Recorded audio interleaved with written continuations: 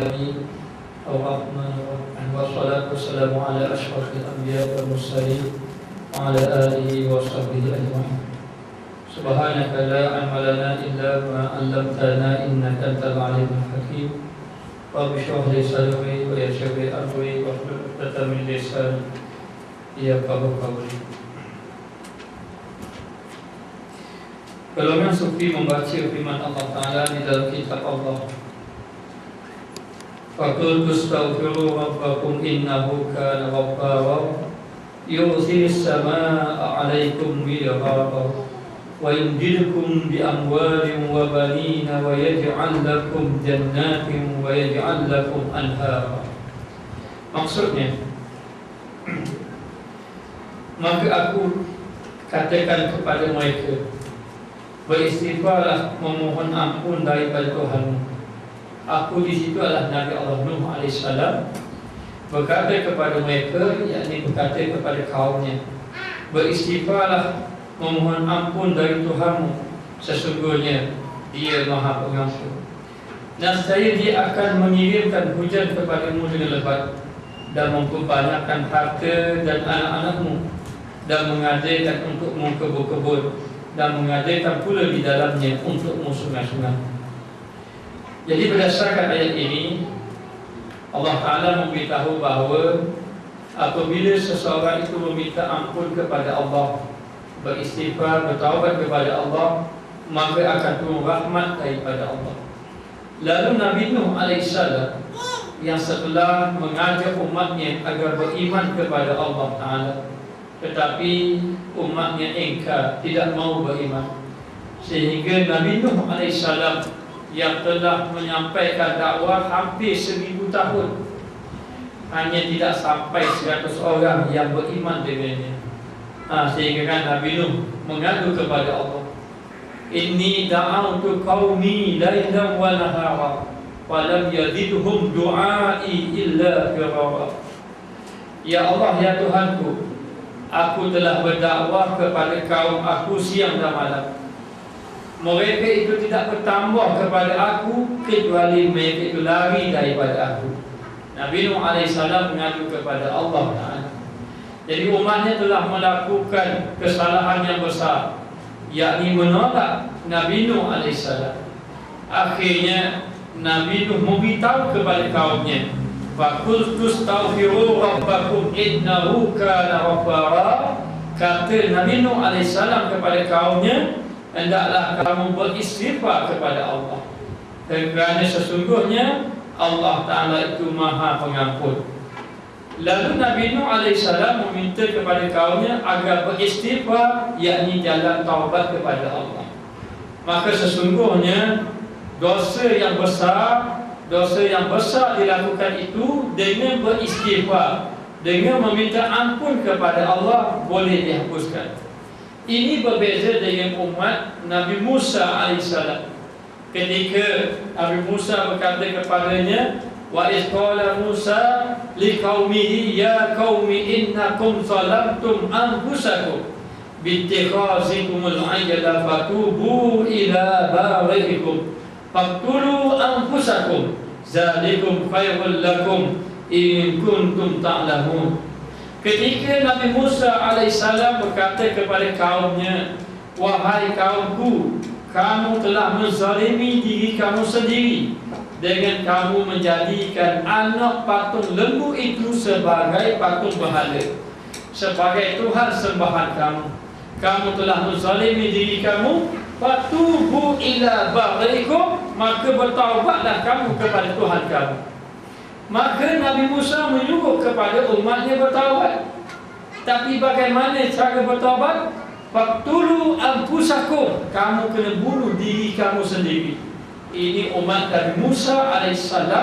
Apabila sahaja dia bertaubat, dia kena bunuh diri dia sendiri, barulah diampunkan dosa-dosanya yang lain. Itu taubat umat Nabi Musa AS. Lalu dikatakan bahawa disuruh tadi beristighfar, minta taubat kepada Allah, maka Allah Ta'ala akan turunkan air hujan. Yusilis samaa'a 'alaikum midrara, maka akan diturunkan air hujan kepada kamu. dengan air hujan tadi akan diturun dalam keadaan lebat. Maknanya orang yang bertaubat kepada Allah akan diberi kelebihan, akan diturunkan rahmat daripada Allah Ta'ala. Sebab itu kalau orang itu ada masalah, ada kesusahan, hati tidak tenang, maka disuruh agar memperbanyakkan istighfar kepada Allah.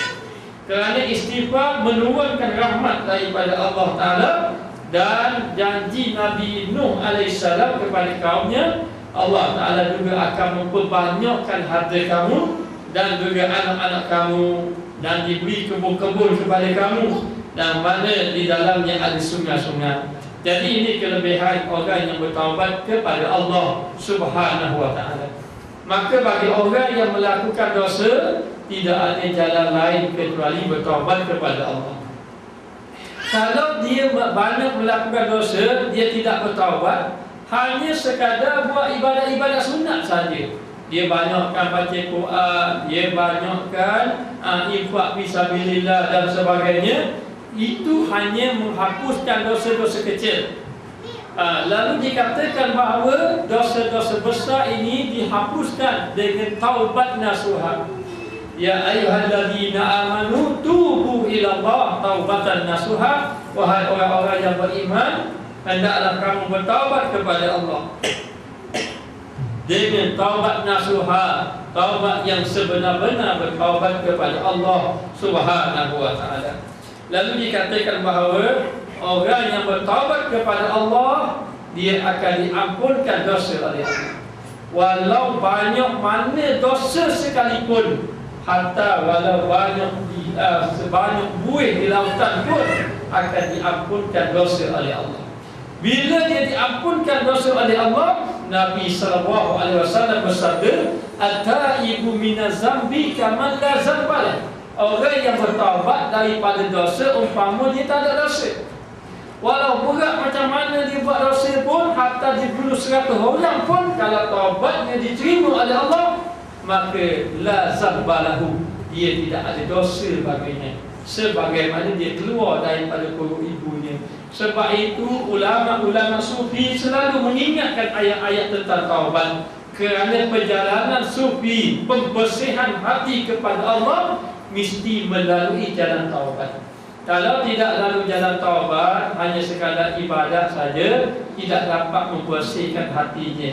Lalu disuruh bertaubat. Bila sudah bertaubat, maka hendaklah beramal.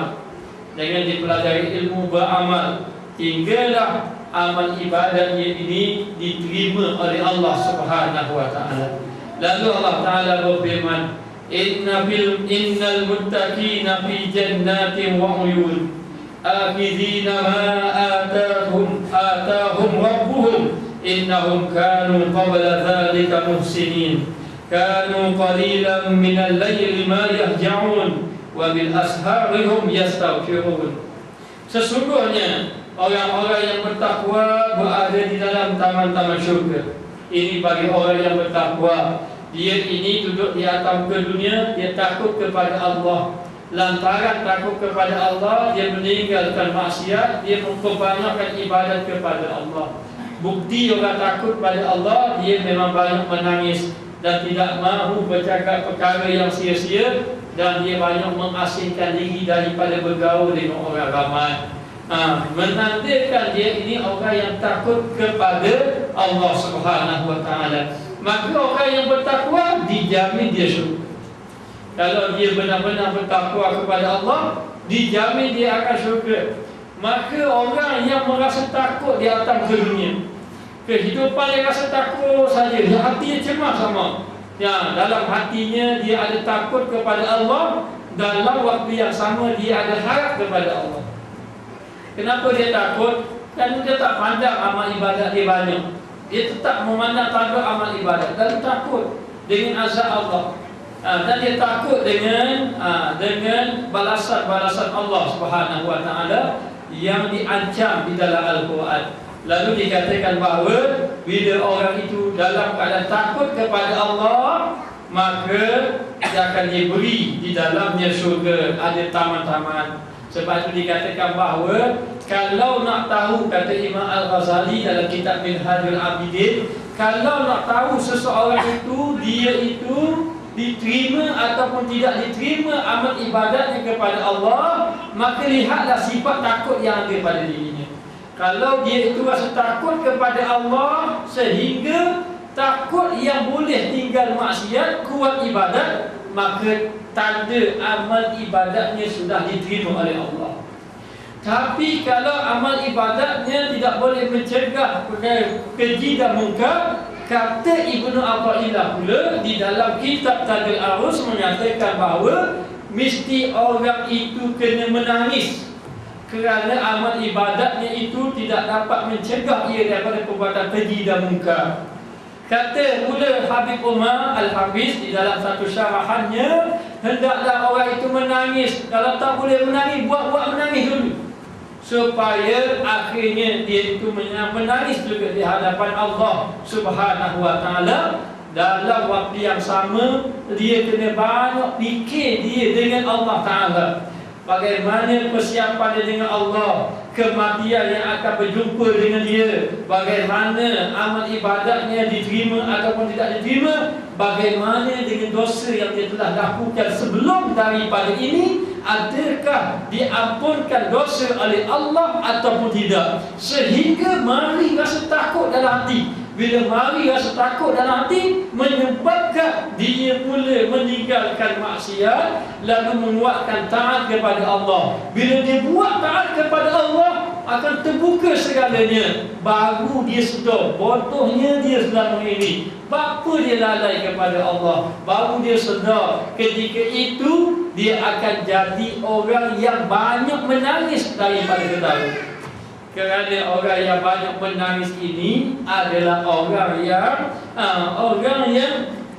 dekat dengan Allah Ta'ala, hati yang lembut dengan Allah. Orang yang banyak ketawa, hati yang keras dengan Allah Subhanahu wa ta'ala. Lalu jadilah dia orang yang banyak muhasabah diri dia. Muhasabah diri. Kita hari ini duk sibuk muhasabah orang lain, tak sibuk muhasabah diri sendiri. Orang yang muhasabah orang lain tanpa muhasabah diri sendiri, dia itu orang yang tertipu daya dengan apa yang dia lakukan. Kerana selagi mana dia muhasabah orang lain, tak muhasabah dirinya, maka muhasabah terhadap orang lain menyebabkan penyakit ujub dalam hatinya. Kerana duk fikir orang lain, bapa orang lain jadi gitu, kenapa orang lain sampai tak semaya, kenapa orang lain jadi malas sangat, kenapa orang lain sampai tak ada ilmu. Kita kata gitu bermakna kita ujub dalam hati. Kita ujub di dalam hati, dan ujub dalam hati, perasaan itu menyebabkan hati keras. Bila hati keras, maka seseorang itu duduk dalam dosa kepada Allah. Bermakna kita hari ini, walau bagaimana keadaan kita pun, walau orang itu sembahyang tahajud tidak tinggal, baca Quran tidak tinggal, ilmu banyak, boleh baca kitab, macam-macam kitab pun boleh baca, ataupun macam-macam kebaikan dia buat, infak banyak pun, dia tidak dapat lari daripada taubat kepada Allah. Kerana orang buat taat pun dalam maksiat dia pun. Belum lagi tak buat maksiat. Maksiat memang maksiat tau. Sebab tu ada orang taubat kerana maksiat, ada orang taubat kerana lupa Allah, ada orang taubat kerana buat taat. Buat taat pun taubat juga. Ya, dia buat taat tu dia taubat. Kerana ketaatan yang dia buat itu tidak terlepas daripada penyakit ujub dan juga riya. Lalu dia bertaubat kepada Allah Subhanahu wa ta'ala, sambil mengambil apa yang diberikan kepada mereka oleh Tuhan mereka, yakni orang yang takwa kepada Allah, dia boleh masuk dalam syurga. Lalu dia akan diberi apa yang ia dikehendaki dengan nikmat yang begitu besar. Sesungguhnya mereka sebelum itu di dunia adalah orang-orang yang berbuat baik. Maka siapa mereka itu? Orang yang duduk atas muka dunia buat baik. Batu kita duduk atas muka dunia, dia banyak fikir buat baik. Kalau boleh bercakap yang baik-baik, dan kalau boleh kita kena banyak sangka baik, dan kalau boleh kita ni kena banyak buat perkara-perkara baik, ibadat-ibadat baik. Maka orang ini kebaikan dia itu banyak dia lakukan semasa hidup di atas ke dunia. Kebaikan itu sama ada zahir ataupun batin. Sebab tu kita kena bersihkan hati kita ini. Lalu dikatakan masa duduk atas ke dunia ni buat baik. Buat baik ni dengan cara macam mana? Banyak jalan buat baik. Di antara buat baik yang pertama, dia memaafkan segala kesalahan orang buat ke dia. Apa saja orang buat ke dia maafkan dia. Tak terfikir langsung dia tak memaafkan orang. Dia maaflah ke.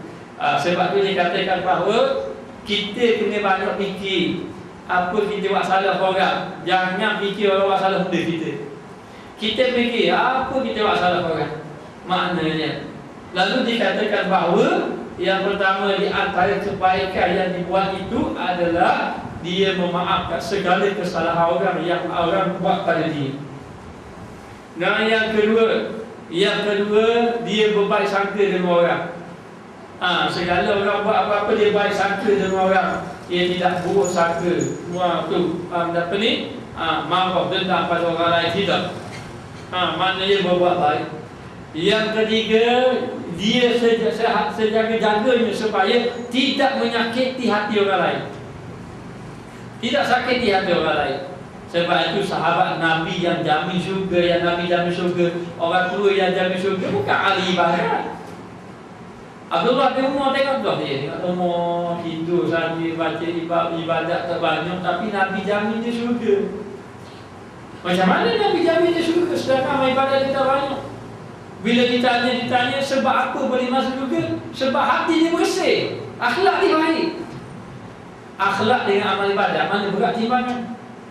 Akhlak dengan amal ibadat berat akhlak. Walaupun orang tu tak ibadat banyak, tapi akhlak dia baik saja. Maka kalau ramai orang mengatakan dia baik, akhirnya dia baik. Lebih-lebih yang ramai itu orang yang baik. Orang yang baik di sisi Allah. Lalu kata dia baik, maka baiklah dia. Orang itu benar-benar baik di sisi Allah Ta'ala. Dan begitu jugalah kalau orang payah kata dia baik, maka dia kena baiki dia agar dia menjadi orang yang baik. Kerana Allah Ta'ala kasihkan orang yang melakukan kebaikan semasa hidup di atas dunia. Maka dia tidak menyakiti orang lain. Walaupun dalam keadaan macam mana dia tidak menyakiti orang lain. Ini orang yang baik. Walaupun ibadat dia tak banyak, tapi selamat. Sehingga Nabi mengatakan bahawa demi Allah, demi Allah, demi Allah. Sahabat terkejut, kenapa? Rasulullah kata pada siapa demi Allah pada 3 kali itu, orang itu tidak akan masuk syurga. Kenapa tak masuk syurga? Kerana jiran tetangganya tak selamat daripada lidah dia. Jiran tetangganya tak selamat daripada lidah dia. Habis dia kata orang. Maknanya Nabi sampai bersumpah orang dia tak boleh masuk syurga. Sebab apa? Sebab akhlak baik. Dan zaman Nabi itu ada seorang wanita amal ibadat banyak. Amal ibadat banyak, habis orang puji belaka. Orang tanya Nabi, Nabi kata wahiyya finnar. Wanita itu ahli neraka. Kejut sahabat Nabi. Sebab apa dia ahli neraka? Kerana dia tidak mampu menjaga lidah. Walaupun dia amal ibadat banyak kepada Allah. Sebab tu baik bukan duduk pada jasad, bukan duduk pada amal yang banyak. Baik duduk di hati. Iza salahat, salahat jasad kullu. Kalau baik, baik terus sekali. Wa iza fasadat, fasadat jasad kullu. Apabila rosak, rosak. Kalau hati rosak, asal buat amal banyak rosak habis. Sebab ibu kuncinya duduk pada hati. Sebab tu perlu kita ini membersihkan hati kita agar hati kita benar-benar bersih di sisi Allah Subhanahu Wa Taala. Biar kita menghadap Allah dan keadaan hati kita bersih dengan Allah. Sebab tu dikatakan yauma la yanfa'u malun wala banun illa man atallah biqalbin salim. Bukan bi amalin salim. Yang mana hari itu hari tak ada manfaat. Harta benda nak bina tak ada manfaat.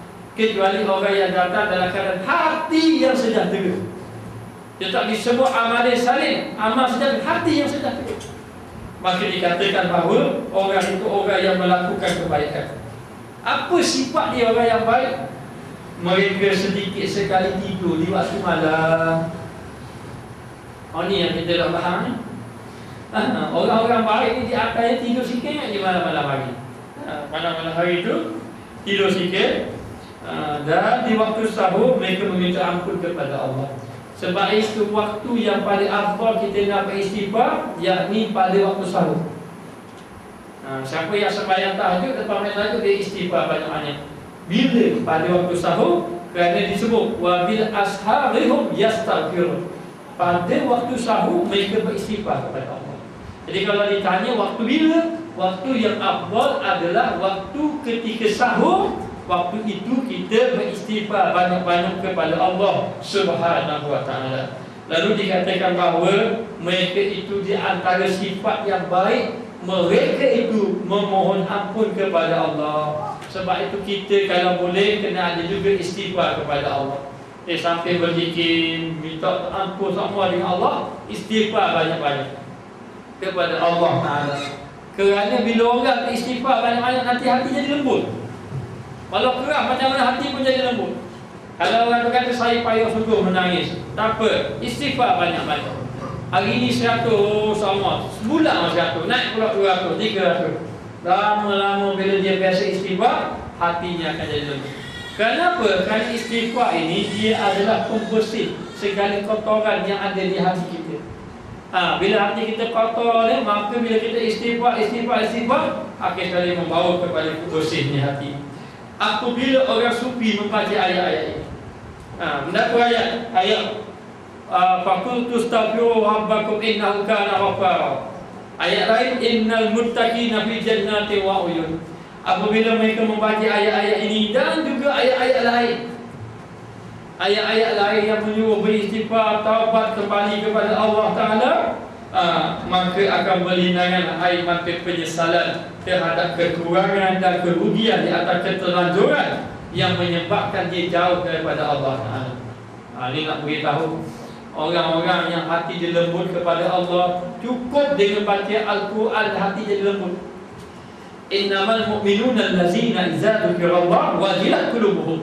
Apa orang yang benar-benar beriman kepada Allah, apabila dibacakan ayat-ayat Allah, gemetar hati mereka. Wa idza tuliyat alaihim ayatu zadatuhum imanan. Apabila sebut nama Allah, gemetar. Apabila dibaca ayat Allah, bertambah iman. Ini orang yang benar-benar beriman kepada Allah Subhanahu wa taala. Lalu bila dibaca, mengalir air mata penyesalan di atas dosa-dosa yang telah ia lakukan. Sebab itu kita ni, maknanya dosa yang banyak kita buat ini menyebabkan kita ni berat ibadat. Dan ia merupakan satu hijab yang ada pada hati kita. Bila ada hijab pada hati kita, kadang-kadang amal ibadat kita ini tak dapat menembus hati kita, menyebabkan hati kita tetap gelap. Bila hati kita gelap, orang yang hati gelap, kecenderungan dia buat maksiat lebih daripada kecenderungan buat taat.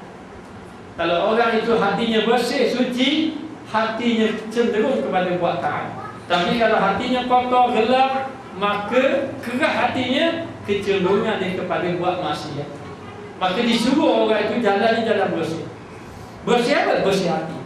Dengan cara berzikir, beristighfar dan jalan bertaubat kepada Allah Ta'ala. Maka selagi mana orang itu tidak bertaubat kepada Allah, bermakna dia tidak ada perjalanan dia kepada Allah. Umpama kalau dia berlari itu berlari tempat mula je, tempat yang sama saja. Kenapa tak bergerak-gerak? Inilah masalah. Sebab apa? Sebab cuba tengok orang yang sembahyang, berapa tahun dah sembahyang, tak khusyuk pun. Macam mana orang beramal ibadah banyak-banyak tapi tak ada apa kesan pada ibadat pun tak ada. Kalau nampak berubah akhlak dia, tak harap kadang-kadang tengok sama je, mana sama saja. Jadi tak ada perubahan. Kenapa tidak ada perubahan? Kerana tidak ada taubat. Maka kita kena bertaubat. Sebab itu nak sampai pada Allah mesti bersih betul-betul. Allah Ta'ala nak dalam keadaan bersih, mesti bersih. Maka bersih dari segi makan minum, dari segi hasil pendapatan, dari segi semua dibersihkan. Dan macam mana kalau selama ini kita ada ambil yang haram, yang syubhat, makan dan sebagainya, dan jalan macam mana? Itu kena berlaku pembersihan hati dengan jalan bertaubat kepada Allah. Taubat kepada Allah. Baru malam-malam sembahyang 2 rakaat, ada ataupun sembahyang 4 rakaat, sembahyang sunat taubat. Lepas pada itu ini yang ditunjuk oleh Imam Al-Ghazali. Lepas daripada sembahyang sunat taubat, tetap istighfar banyak-banyak. Istighfar banyak mana kepada Allah, nak banyak istighfar. Lepas pada istighfar habis, kemudian selawat ke Nabi. Lepas selawat kepada Nabi, masukkan la ilaha illallah. Lepas pada itu munajat pada Allah. Lepas munajat pada Allah, dalam munajat itu kena cerita kecelaan kita, kecuaian kita, ketaksiran kita. Taksir lalai kita. Waklah kita cerita pada Allah, begini, cerita pada Allah. Kemudian ada azam dalam hati. Ya Allah, ya Tuhanku, lepas pada ini aku tinggalkan maksiat ini. Nak jadi orang yang saleh. Maknanya, kalau dia buat, kadang dia buat macam ni, dia bangun malam semayang 4 rakaat ataupun 2 rakaat, dia istighfar banyak-banyak, dia berselawat, dia tahlil la ilaha illallah, munajat pada Allah, tak nangis lagi. Tanda hati keras. Hati dia keras. Kena buat pula esok. Esok buat pula, siapa dia menangis. Lepas menangis tu, kena kekalkan amal ibadat kepada Allah. Bila sudah bertaubat kepada Allah, kata Imam Al-Ghazali, tanda seseorang taubat dia diterima oleh Allah, ringan tubuh badan dia buat amal ibadat. Yang buat amal ibadat yang jadi berat tu bukan apa. Berat tu kerana maksiat dosa. Bukan kerana apa, kalau ikutkan akad takbir, bukan di mana berat dengan pikul berat. Akad takbir 2 rakaat dengan berat 20 kilo, berat hari. Tapi kalau nak suruh main terawih, Allah, berat menyanang rasa. Akad takbir tu berat saja. Berat tu sebab apa? Berat tu sebab dosa. Bukan berat kita nak angkat tangan tu habiskan tenaga. Siapa akad takbir paling habis, akad berat. Tak begitu lah tu. Tapi kenapa jadi berat? Berat itulah disebabkan dosa-dosa kita. Lalu dikatakan bahawa dia akan menyesal, menangis sebab ini lalai bila dengar ayat Al-Quran.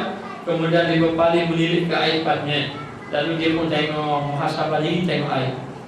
Ingat, selagi mana orang itu melihat keaiban orang, maka selagi itulah dia jauh dengan Allah. Itu sibuk tengok keaiban orang, maka itulah dia jauh dengan Allah. Lalu dikatakan, lalu dia memperbaiki. Yuslih lakum a'malakum. Maka dia mengelokkan amal-amal dia. Maka dia memperbaiki amal ibadat. Sebab itu, orang yang bertaubat kepada Allah, kalau dia bertaubat daripada sembahyang, dia kena qadha habis sembahyang dia lalu. Masa dia muda dulu, start dia 15 tahun, dia balik, umur 30 dia bertaubat, dia kena kira-kira balik, dia kena qadha habis. Qadha habis. Termasuk puasa dia. Ini dia kata memperbaiki amal ibadat. Ini pegangan daripada ahli sunnah wal jamaah. Saya mengatakan bahawa daripada mazhab Syafi'i berpendapat bahawa kena dia itu mengqadhakan balik amal-amal ibadat yang telah lalu. Lalu memperbaiki, menilik kekurangannya, lalu berusaha menyempurnakan. Bila tahu kekurangan, dia kena sempurna. Sebab itu orang yang bertaubat, yang pertama kena cari kawan baik, yang kedua kena belajar ilmu agama, yang ketiga kena cari guru. Dan cari guru, lepas cari guru belajar ilmu agama, mesti ada perubahan. Kemudian sempurnakan lagi sampai akhlak dia akan berubah, sampai dia menjadi orang yang baik. Dan dia kena tinggal tempat-tempat maksiat, dia tak lagi tempat-tempat maksiat, sehingga bukti dia benar-benar bertaubat, dia sudah tidak bercakap perkara yang sia-sia. Kalau dia kata dia bertaubat, lepas tu cakap semua apa nak kata-kata, ini tanda belum lagi bertaubat kepada Allah. Dan dia bertaubat itu daripada maksiat, bukan kerana dia tak mampu buat maksiat. Kalau orang tu tak mampu buat maksiat, ada arwah lah terpaksa taubat sebab tak mampu buat maksiat, itu bukan orang yang bertaubat. Orang yang bertaubat nak pergi tempat orang main pergi contohnya, tapi orang yang kaki dah hilang gerak. Tak apa, begitu kena taubat anak orang yang taubat. Ini bukan bertaubat. Orang bertaubat ni memang semata-mata nak memperbaiki. Dalam keadaan dia mampu nak buat maksiat, tapi dia tinggal ke maksiat. Lalu dikatakan bahawa dia pun menilik dirinya, lantas menyucikan. Dia pun tengok dirinya sampai dia sedar dia ni banyak dosa, dia menyucikan dirinya dengan banyak berzikir pada Allah. Istighfar, berzikir dari Allah. Dia memperbanyakkan amal ketaatan, lalu dibanyakkan amal ketaatan. Ini orang taubat. Kalau tengok orang tu bertaubat, dibanyakkan amal ketaatan. Ada seorang yang saya jumpa tu, alhamdulillah, kita tidak tahulah dia dengan Allah, tapi kita bersangka baik dengan dia. Kita melihat zahir sahaja. Dia selalu, dia pernah menceritakan zaman muda dia, Masya Allah, maknanya dia memang jauh tersasar, tapi bila dia kembali kepada Allah, Masya Allah, berubah dia. Maknanya dengan sembahyang qadanya banyak, lepas pada tu mula dah tak ada dah di rumah dia baca buku agama sama. Buat amal ibadat kepada Allah Taala. Moga-moga Allah Taala terima taubat dia. Jadi nak beritahu, bila orang taubat, tanda dia taubat, memang dia perbaiki amal ibadat, dan dia itu akan mempertingkatkan amal ibadat, dia akan memperbanyakkan amal ibadat, dan dia akan beramal dengan amal ibadat dengan ilmu yang dia belajar. Lalu Nabi SAW bersabda, qala Rasulullah SAW, wa atbi'is sayyi'atal hasanata tamhuha. Dan ikutilah setiap kejahatan dengan kebaikan, nescaya kebaikan akan menghapuskan kejahatan. Ikutlah kamu itu setiap kejahatan dengan kebaikan. Maknanya, apabila seseorang itu buat jahat, jangan biarkan terus, dia cepat-cepat buat baik balik. Buat jahat, terus cepat-cepat buat baik. Terus dia istighfar kepada Allah, lepas sembahyang sunat taubat, berzikir, baca Quran. Jangan kata, aku buat baik pun tak boleh, aku kotor. Jangan. Kerana Allah Ta'ala lah yang menerima taubat. Lalu kita terus, hatta kalau orang tu buat maksiat, dia cepat-cepat ambil sembahyang, bertaubat, istighfar, baca Quran, walaupun tadi buat maksiat. Maknanya, walaupun tadi tak macam mana dia marah orang, dia pun kata, dia kutuk, dia hina lagi siapa nak marah dia. Lepas dia sedar, dia kena ambil sembahyang, dia kena taubat, istighfar banyak-banyak. Istighfar banyak-banyak, serta-merta kena buat macam tu. Ini tanda orang yang nak bertaubat kepada Allah Subhanahu wa taala. Dan Nabi suruh, wa atbi'is sayyi'atal hasanata tamhuha. Nabi beritahu, kejahatan yang kamu buat, kamu sertalah dengan kebaikan. Kalau ada seorang sahabat Nabi tu, tak macam mana kalau dia tu jumpa orang puan. Bila jumpa orang puan, kalau tak silap dia peluknya orang puan. Sahabat Nabi. Mana ya Allah Ta'ala sungguh pergi jumpa Nabi. Bila jumpa Nabi, dia cerita, Nabi tak layan dia. Nabi tidak layan, lepas pada tu dia nak cerita Rasulullah, saya gini-gini, Nabi tak layan. Nabi paling tak layan. Dia tak layan. Bila tak layan, masuk waktu asar, Nabi pun semayang. Mayang dia sabar, lepas tu dia pun cari peluang nak jumpa Nabi. Dia pergi kat Rasulullah, ya Rasulullah, saya ni ada buat gini. Nabi tanya, tidakkah kamu semayang dengan aku? Ya, saya semayang Rasulullah. Cukup, Allah Ta'ala ampunkan dosa. Tadi buat jahat, tadi salah, tadi mana yang sama Rasulullah, sudah diampunkan. Wa atbi'is sayyi'atal hasanata tamhuha. Ikutilah kejahatan dengan kebaikan, segera. Kerana kebaikan itu, innal hasanat yudhhibnas sayyi'at. Sesungguhnya kebaikan itu menghapuskan kejahatan. Kita ni sebenarnya rasa-rasa dah buat nak lawan nafsu tak? Nak tolong maksiat tak? Tapi kalau Allah, kita kena ada satu azam, kena ada satu akhlak, kena ada satu ketetapan. Apa dia? Kita letak dalam hati, kalau aku buat jahat, aku akan buat baik. Kalau buat jahat, terus aku akan buat baik. Kalau aku sedar saja, pegang lalu tasbih, istighfar 1000 sekali. Lama-lama dia dengan sendirinya boleh tercabut maksiat. Kalau orang tu kata, saya Ustaz, saya tak boleh tinggal, tunggulah maksiat, macam mana nak buat? Baik, dua benda. Maksiat itu kotor, kena ada satu kotoran, kena ada penyuci. Baju kotor, takkan lalu itu kena cuci. Ada yang pasal dengan sapu, ada yang kena keluar. Itu gambarannya. Jadi baju, kalau kotor, kita lock lagi, kotor, lock. Lama-lama macam mana kotoran tadi? Hilang, paling hilang. Betul. Tapi kalau baju tadi, baru tadi main bola contohnya. Lepas tu adalah lepas sikit kotor. Tapi kita pun balik, dari kita baru kerja. Mudah tak dia punya kotoran tadi bersih? Mudah. Memang mudah. Kotoran itu akan mudah dibersihkan sebab baru kena. Sebab itu dikatakan bahawa, okey baik, saya ini tak boleh sungguh nak jaga lidah. Sedap sungguh kata orang, contohnya. Saya tak boleh nak tahan kadang-kadang itu. Maka apabila kita buat satu dosa, itu kotoran. Bila kotoran, cepat-cepat basuh je dengan istighfar. Jangan nantilah satu masa nanti nak bertaubatlah, satu masa nanti tengoklah dulu kalau ada masa-masa nak jumpa ustaz tu, nak tengok dulu kalau ada ruang nak jumpa ustaz. Tengok ada masa nak bertaubat. La ta'ti amalaka illa batin. Jangan kamu tangguh amal kamu esok hari, jangan. Sebab itu kita semua tak boleh tinggal maksiat. Siapa yang boleh tinggal maksiat, alhamdulillah. Jadi kalau kita tak boleh tinggal maksiat, mesti kena ada satu amal. Orang zaman dulu dia hukum diri dia. Ada seorang dia tertidur, kejut-kejut tengok orang habislah sembahyang jemaah. Kejut dia habislah. Dia nak pergi tengok habislah. Dia sembahyang banyak-banyak, 27 kali sembahyang. Kenapa 27 kali? 27 kali. Kalau 4 rakaat, 4 kali 27. Kenapa sembahyang banyak-banyak? Di samping nak cari fadilat, nak denda diri dia, nak bersihkan balik. Maka demikian, kita buat maksiat tapi bersihkan lalu serta-merta. Kalau pukul 5 buat maksiat, pukul 6 dia sembah lalu zikir lalu. Lama-lama boleh campur maksiat, boleh tercampur maksiat. Kita habis masa dengan ngeluh kita hari ni. Manalah banyak saya ni, banyak dosa. Zikir tak mustahil. Habis dia tak bersih. Saya ni banyak dosa lah, tolonglah saya ustaz, saya nak macam mana semua. Kita habis masa dengan mengeluh.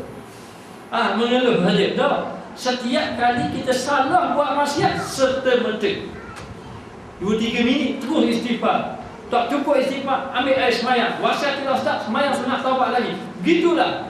Lama-lama siapa yang buat macam ini, insya-Allah akhirnya tercabut maksiat. Tercabut maksiat maknanya syaitan lewat bagi kita, dia tengok kita buat kotor, dia berjaya kita basuh, dia berjaya kita basuh. Lama-lama macam ni. Gitulah. Jangan biarkan pakaian kotor kita itu lama baru kita nak basuh. Basuh selalu. Mana salah buat tu istighfar. Lalu sebab itulah apa dalilnya? Nabi sebut wa atbi'is sayyi'atal hasanata tamhuha. Ikutilah akan kejahatan itu dengan kebaikan yang menghapuskan kejahatan. Innal hasanat yudhhibnas sayyi'at. Kebaikan itu menghapuskan segala kejahatan. Jadi Nabi tengok kawan tu sembahyang berjemaah dengan Nabi kata hapus dah. Sudah hapus dah dosa. Sebab tadi buat salah, terus sembahyang bersama Nabi. Maka Syekh Ahmad Zarruq rahimahullah ta'ala menyebut di dalam kawaidnya, kawaid tasawuf. Beliau berkata, dakwaan orang yang mendakwa dirinya daripada natijah dakwaannya, jika natijahnya hasilnya zahir, maka nyatalah. Jika tidak, maka dia adalah pendusta baik. Kalau dia kata dia ni ahli taubat, tengok zahir dia, betul tak dia ahli taubat? Tengok dia. Kalau zahir dia nyata, memang dia nyata. Kalau dia mendakwa bahawa dia ini orang yang macam ini, maka kita tengok zahir. Kita tak boleh tengok batin.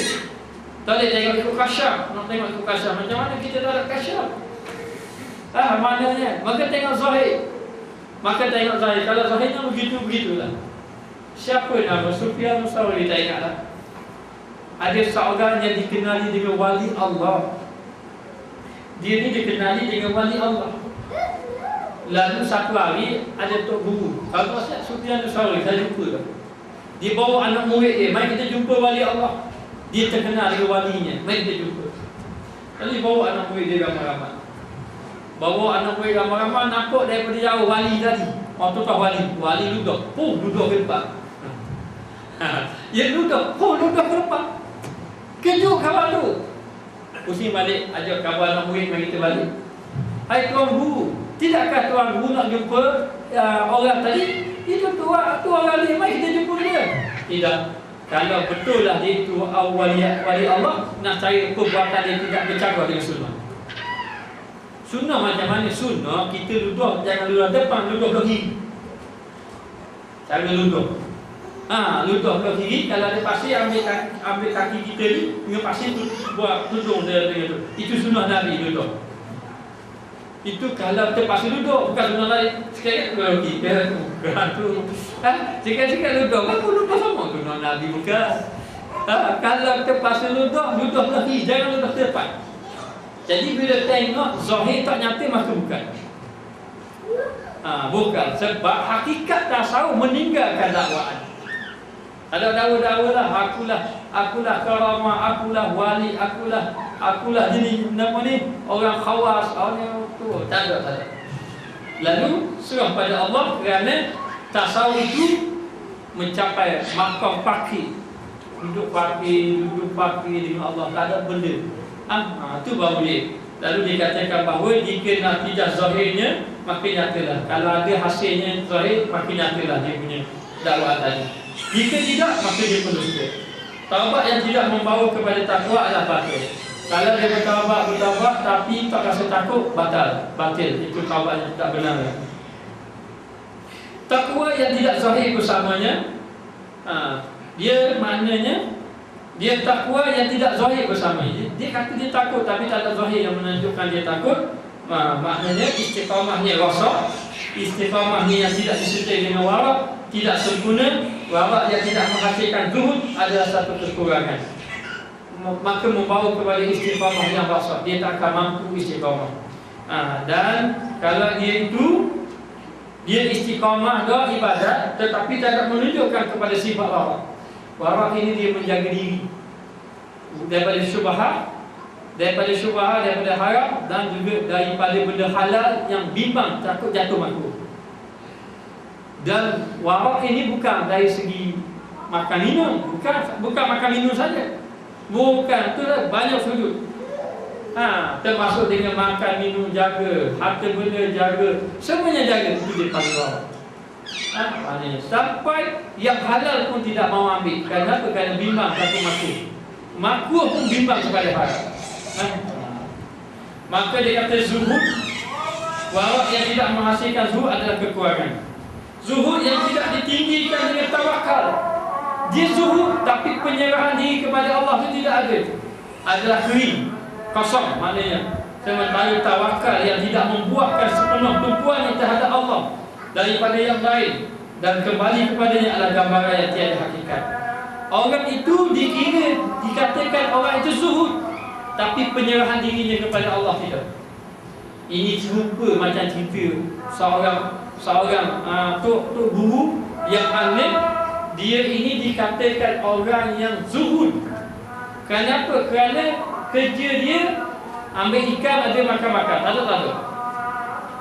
Tetapi penyerahan diri kepada Allah kurang.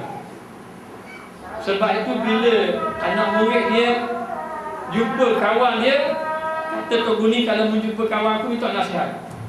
Dia jumpa Tok Guru dia minta nasihat, tolong kabar ke Tok Guru kamu tu, jangan ingat ke dunia.